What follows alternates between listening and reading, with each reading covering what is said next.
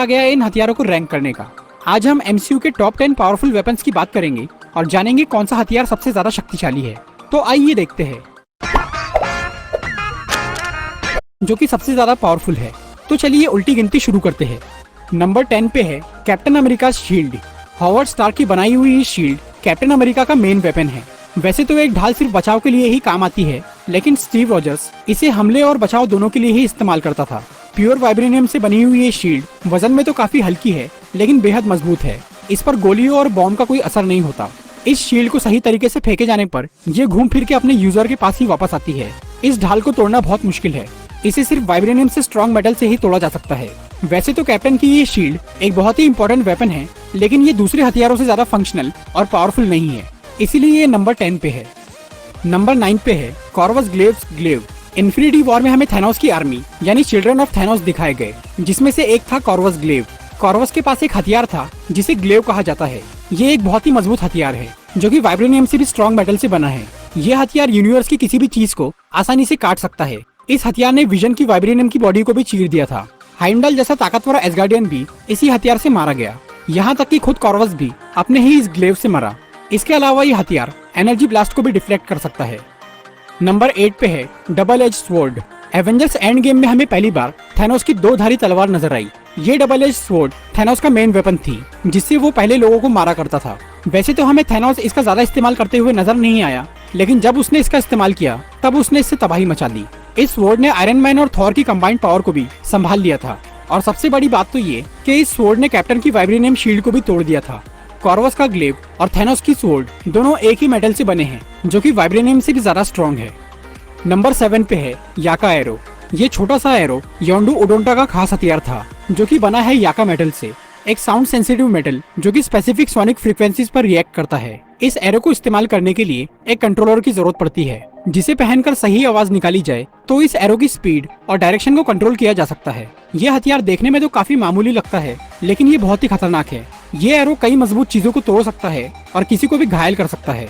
इसकी स्पीड का तो कोई जवाब नहीं, पलक झपकते ही ये कई लोगों को मार देता है। नंबर 6 पे है cascade of ancient winters. Frost giants के इस हथियार के बारे में कोई ज्यादा बात नहीं करता, लेकिन ये बहुत ही कमाल का हथियार है। इस कैस्केड से किसी को भी बर्फ में जमाया जा सकता है। ये हथियार पूरे के पूरे प्लेनेट को भी पल भर में बर्फीला बना सकता है। योटनहाइम के लोग इस वेपन से किसी भी प्लेनेट को बर्फ से ढककर उस पर कब्जा कर लेते थे।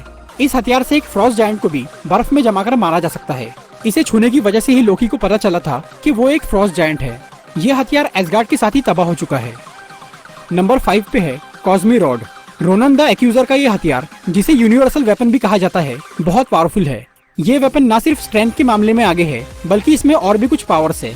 ये खतरनाक फोर्स फील्ड बना सकता है, जिससे किसी को भी मारना बहुत आसान है।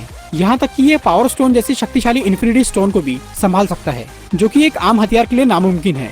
पावर स्टोन से जुड़ने के बाद ये वेपन और भी खतरनाक बन गया था। इससे वो एनर्जी ब्लास्ट कर सकता था और एक पूरे प्लेनेट को भी तबाह कर सकता था। नंबर 4 पे है म्यूनिर। थॉर का ये हैमर हम सबका फेवरेट वेपन है। ये हथियार न सिर्फ ताकत के मामले में आगे है, बल्कि ये थॉर की लाइटनिंग पावर्स को भी अच्छे से फोकस करता है। एनर्जी ब्लास्ट करने के अलावा ये हथौड़ा काफी तेजी से उड़ भी सकता है। म्यूनिर की सबसे बड़ी खासियत है वर्दीनेस का एन्चेंटमेंट, जिसकी वजह से सिर्फ वर्दी लोग ही इसे उठा सकते हैं और इसकी शक्तियों का इस्तेमाल कर सकते हैं। म्यूनिर की ताकत के आगे बहुत ही कम लोग टिक सकते हैं। उरू मेटल से बने इस वेपन में कई सारी मैजिकल पावर्स है, जैसे कि हीलिंग पावर और क्लोथ जनरेशन। नंबर 3 पे है गंगनिर। ये एमसीयू का one of the most powerful weapon है। हालांकि इसकी पावर्स के बारे में कभी ज्यादा बात नहीं की गई, लेकिन ये एसगार्ड के राजा का खास हथियार है, जिससे हम इसकी शक्ति का अंदाजा लगा सकते हैं। गंगनिर को पहले ओडिन के पिता बोर ने इस्तेमाल किया और उनके बाद ये ओडिन को मिला, जिसकी वजह से इसमें 2 एसगार्डियन किंग की पावर्स है। बोर और ओडिन ने इस हथियार की मदद से कई जंग जीती थी। गंगनिर एनर्जी ब्लास्ट कर सकता है। इसके एक वार से ही किसी को भी खत्म किया जा सकता है।